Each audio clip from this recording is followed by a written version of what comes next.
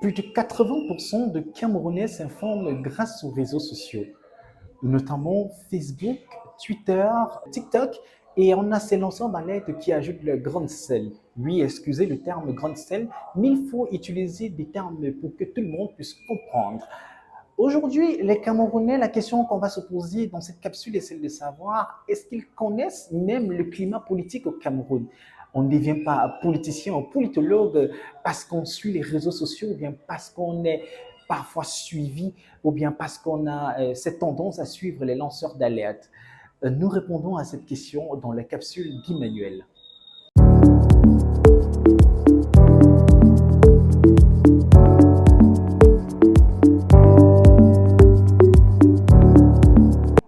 Le climat politique au Cameroun est comme dans un champ de bataille.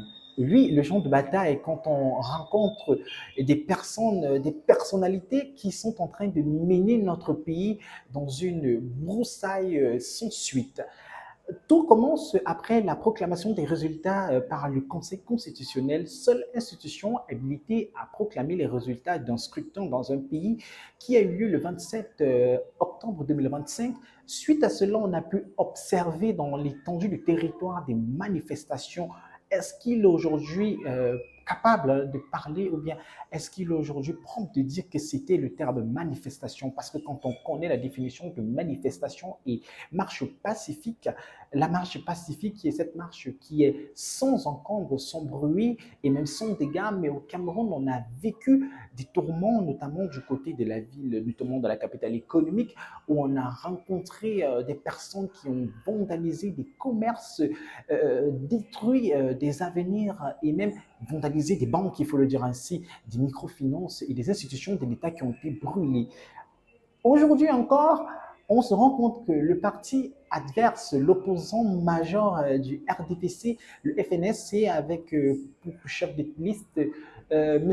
Issa Chiroma Bakary, qui a décidé entre le 3 novembre au SEC, il y aura ville morte dans toute l'étendue du Cameroun.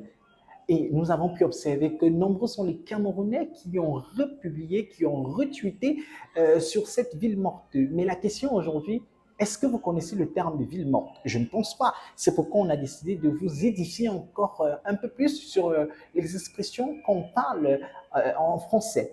Parce que quand on parle de ville morte, cela nous renvoie à la guerre froide. C'est dans cette période-là qu'on a décrété les villes mortes dans certains États.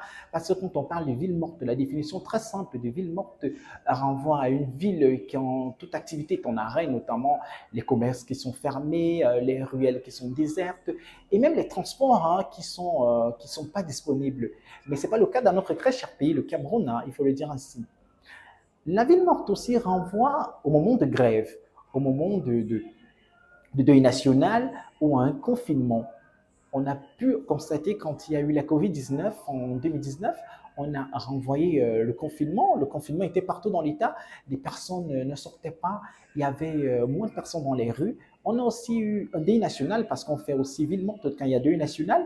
Du côté de Kumba, quand on a eu cette attaque à Kumba, il y a eu deuil national dans tout l'étendue du territoire camerounais. Mais aujourd'hui, après une piste électorale, est-ce qu'il faut parler de ville morte au Cameroun? Mais nous pouvons constater que dans certaines villes du Cameroun, la ville morte n'est pas respectée. Des personnes ont vaillé à leurs occupations. Des personnes ont décidé de travailler parce que ce n'est pas le parti adverse qui donne le gagne-pain à tout un chacun. Mais on se rend compte que dans certaines villes du Cameroun, ils ont décidé de suivre cette amalgame en disant ils vont faire la ville morte. On ne va pas prononcer le nom des villes, mais les villes se reconnaîtront quand ils verront cette vidéo. Aujourd'hui, le climat de la politique camerounaise, on va faire un petit récap aussi dans la politique africaine.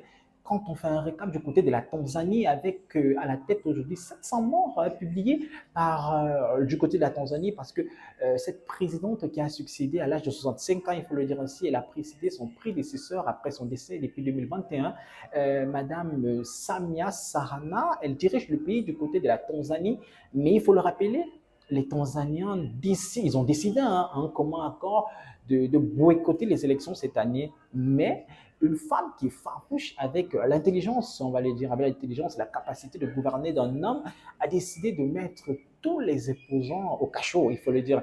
Quelles sont les raisons de celle-ci?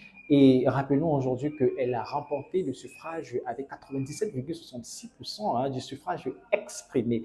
Alors, c'était tout pour la première, c'était tout pour la capsule d'Emmanuel. Retrouvez-nous très bientôt pour une nouvelle capsule. D'ici là, portez-vous bien.